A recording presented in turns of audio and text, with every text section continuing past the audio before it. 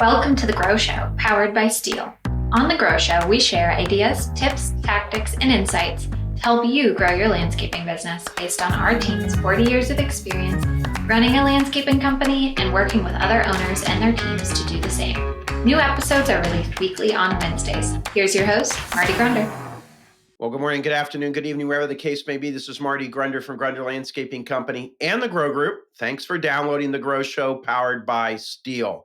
Today, we're going to talk about making sales by networking, something I know a lot about, something very appropriate to talk about as we start out a new year. But first, a reminder, you can get the latest edition of The Grow Show delivered to your phone, tablet, or computer by subscribing wherever you get your podcasts, or watch us on YouTube for an enhanced learning experience.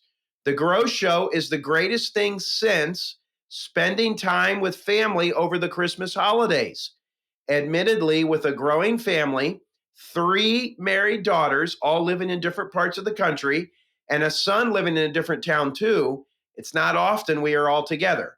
I had a great break. Got to spend time with my 2 granddaughters. Yes, count them, 2. Amazing, Grandpa here. And I am just overwhelmed with how fortunate I am to have what I have. I don't take it for granted. And if I did, my wife wouldn't let me. I'm in here roaring and ready to go to take on 2025 and hit our goals at Grunder Landscaping Company and the Grow Group so I can easily get away to spend more time with them. My why for hard work, folks, is my family. Thank you to Team Grunder and the team at the Grow Group. I would not be able to do what I do or have what I have if it weren't for their efforts and the tremendous growth my team has personally gone through. My aim is to help you grow your team so you can spend more time with your family and loved ones. And nothing can help a business get a jump start like sales. So let's jump into just that. In this week's edition of The Grow Show, powered by Steel, I want to talk to you about how you can network your way to success. Last May, Seth Flum, our company president, and myself took 2 gentlemen that I've long knew but never sought out to lunch. It was a great and very productive 1 hour, folks, to say the least. I'm bragging, and I apologize for bragging, but I got to tell you the story so you understand this. Seth, again, our president at Grunder Landscaping, and myself are a very dynamic duo when we do lunches. I love the dynamic that we have together. I feel we know each other well, and after 12 years of working together, we do well in meetings.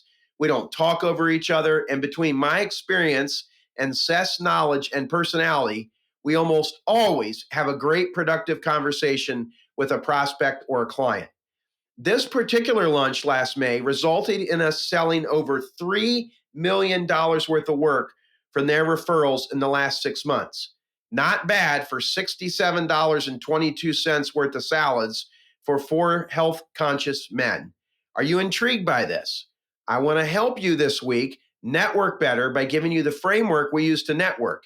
It's 4 really simple things, folks, so let's talk about each one.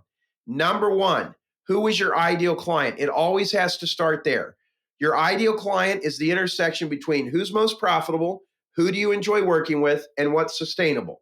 We're going to show you the slide here. You can see right there so you get a feel of those watching on YouTube what it looks like.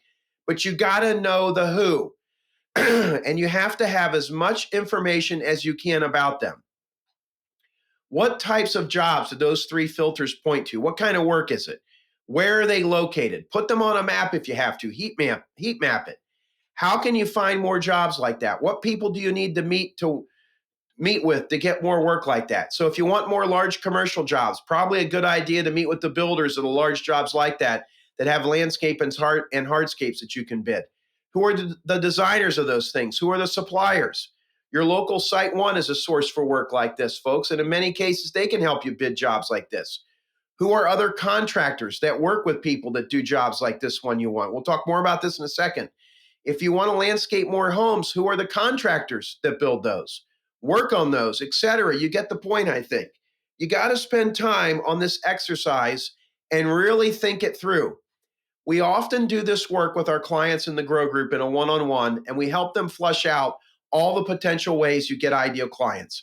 Chris Penchek from our strategic partners at McFarland Stanford is dynamite at this. Also, there's a category of people I would put in there, not just people who are your ideal clients, but just as important, and in some ways even more important, is to have a list of people who know people who could be your ideal client. The story above is a group that falls into that category. We'll talk more about those targets in step 2. But once you've identified who your ideal client is, you now need to go to step 2, which is creating a target list. So, number 2, the target list is all the names, addresses, numbers, email, etc., that you're going to enter into your database to start contacting in the network. And you need to be using a contact management software. We use the module of that in Aspire. We're going to show it up on the screen what that kind of looks like for you. Many of our followers here use Aspire, so you can relate. I hope you're using it to the degree that we are in terms of the networking component that you can use it for. Fishing and hunting, folks, you got to know what you're hunting for and fishing for to know what kinds of bait, rod, reels, weapons, traps, tactics. You got to know what you're hunting for to put the trap in place. You got to know what you're fishing for to put the rod, the reel, the bait in place. It makes no sense to wander aimlessly. You have to know where you are going for, and quite frankly, it's pretty easy to develop a list. The list should fit the criteria we talked about in the first step, the identification of your ideal client. Get that list together and have it in your system. As far as the list that you need of people, contractors, or companies that know people you could do business with, I'll give you a really good list here. The people, realtors. Realtors often know about deals going down before we do. Bankers often even know it before the realtors because they're the financing arm. Attorneys, accountants. This may sound funny, but a BMW sales pro that's been in a dealership for 20 years and it sets records selling BMWs might be a wonderful person for you to know, or the Mercedes sales pro, or the GMC sales pro. Restaurant owners, anyone, folks, who may have the same ideal client profile as you. Think about people who might also have a business that serves your ideal client. Those are all people that you ought to be networking with, folks. I have a client on the East Coast that has a restaurant that is very popular in town. When you go to that restaurant and you sign the check for the bill, his pens are given to the waitresses, the servers, to have the bill signed, the check signed, and he encourages the servers to tell him, and you can keep the pen. I know it sounds minor, folks, but that's just a small thing. That's what we're talking about here. What activities are you doing out on your own to help make your phone ring, your website fill up with leads, you personally, whatever it is, okay? So your ideal client, all right, and then a target list. And then number 3, the third step is you get to work. And this one's a little elongated, but there's 4 ways that you can reach out to someone. And each one as a tool has its merits and is a sales tool. Number 1 is an email or a text. Number 2 is social media. Number 3 is mail, snail mail with the packages, the letters mailed. Number 4 is a phone call. And number 5 is a personal visit. Let's talk about each one as a way to network. Number 1, email or text. If you have the target's email or text, be careful how you use it. This is the world according to Marty. Wham. If you send me an email or a text out of the blue, in most cases, I don't like that. I'm going to be frustrated that you did that. And I'm also going to be frustrated whoever gave you my personal contact information like that with no warm up. Email, I'm not going to write you off, but if you text me, that's going to bother me. All right. Because I feel like my cell phone is a personal thing and you only have that if I want you to contact me. I don't have that out on my business cards. This is just Marty, all right? You may not feel this way. You may be 30 years younger than me and it doesn't bother you. So it's okay. I'm just telling you that I would be careful with reaching out with an email or a text as your initial first step. Now, if somebody wants to text them and include you in that or email you and include you in that, I think that's awesome. But I would use that email as a secondary tool. Social media. Now, I think this is an excellent way to reach out, especially using LinkedIn. I'm working on some training videos that you'll see out here in the next few months that shows you how to do this the right way. To be honest with you, the reason I'm going to do this, when I went to YouTube to try to find and put a link in the show notes here on how you could use LinkedIn to properly network, I could not find a professional video that didn't have somebody that wasn't teaching in a tank top or saying the F word, which don't even get me started on that taught the process the way I wanted to get it across. So I'm going to do my own videos. Look for them in the next few months. But if I get a name from a current client as someone we could work with, I'll send them a LinkedIn request. I'll put a screenshot of what I'm talking about here in the show notes so you can see it. But I like LinkedIn because it's classy and not an interruption to anyone's day.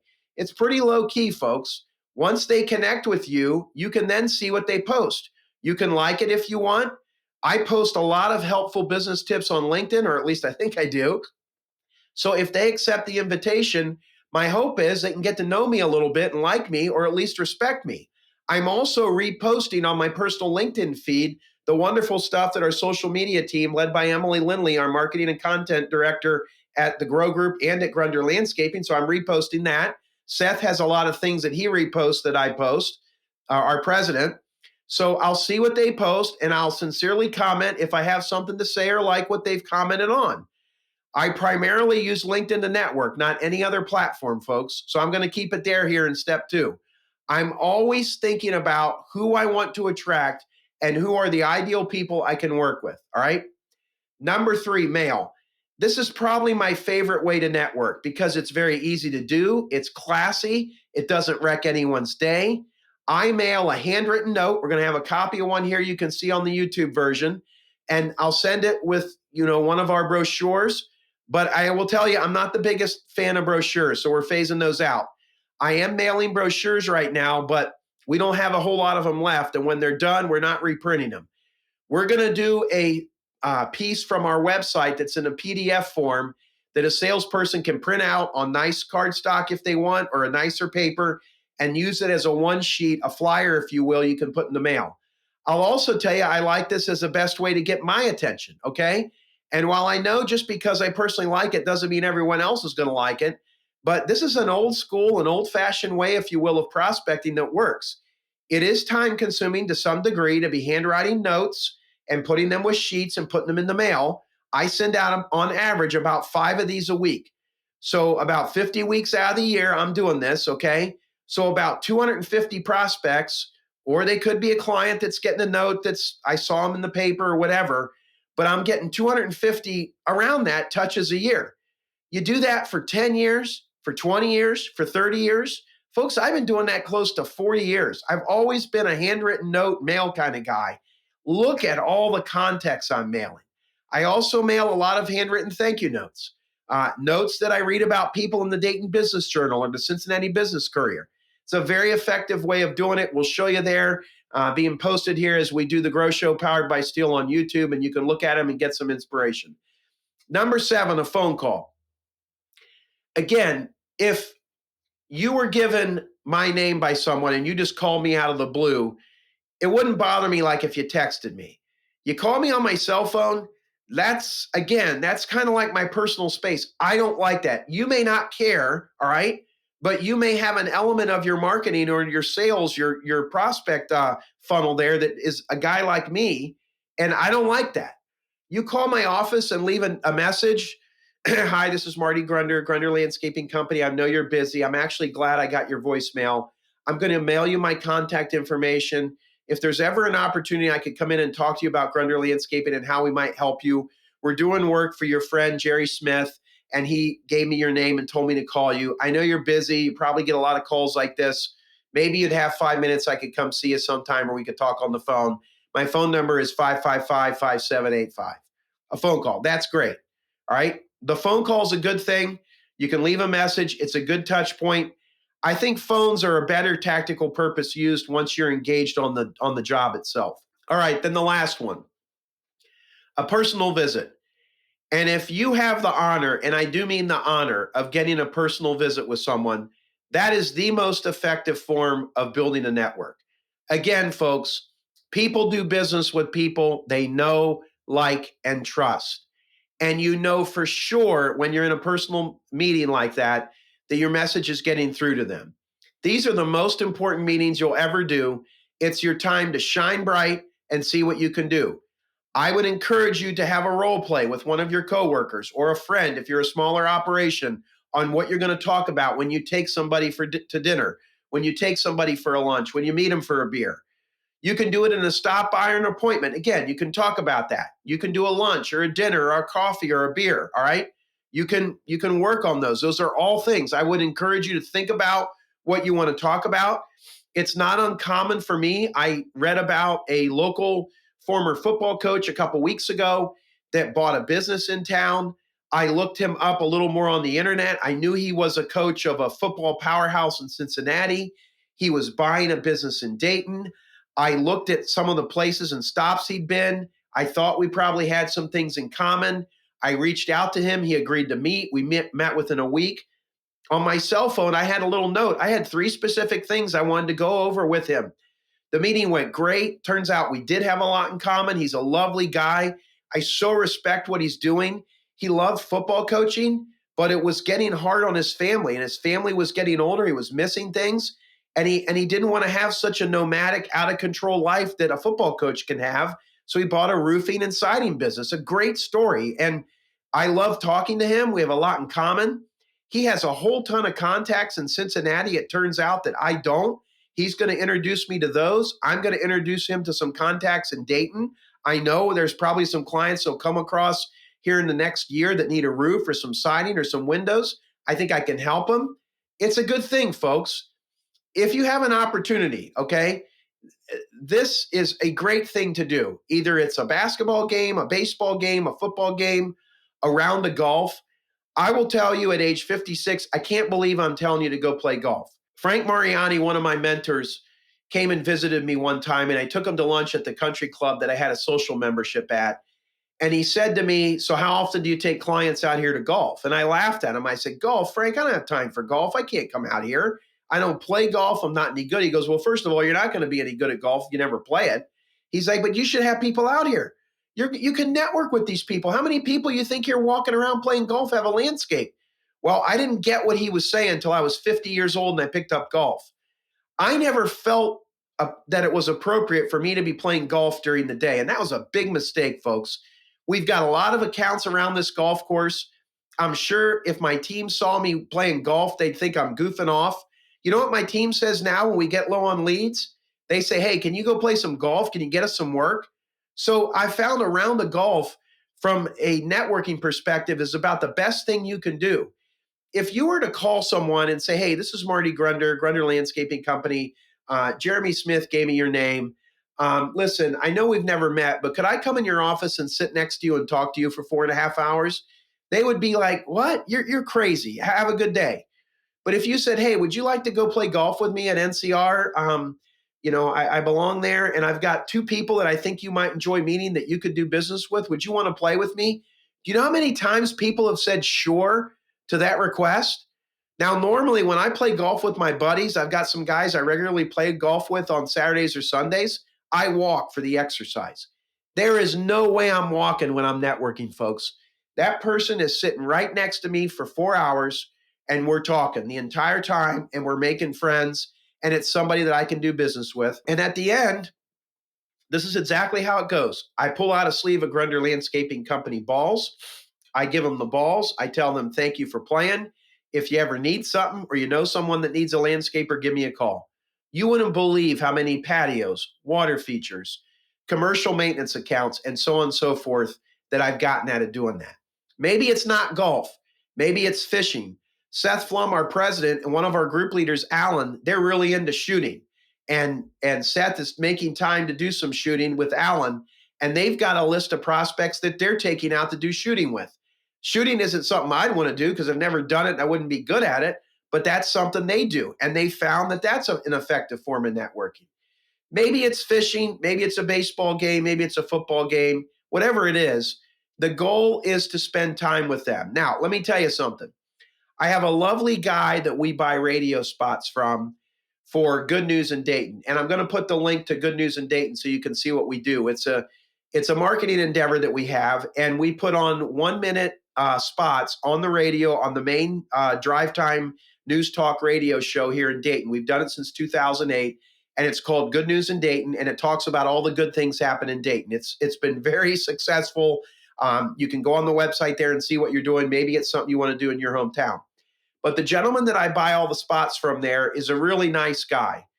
And he would constantly call me and say, "Hey, a lot of my customers are gathering at Milano's for beers and pizza. Would you like to join me? A lot of us are going to the Cincinnati Bengals game. Would you like to come along?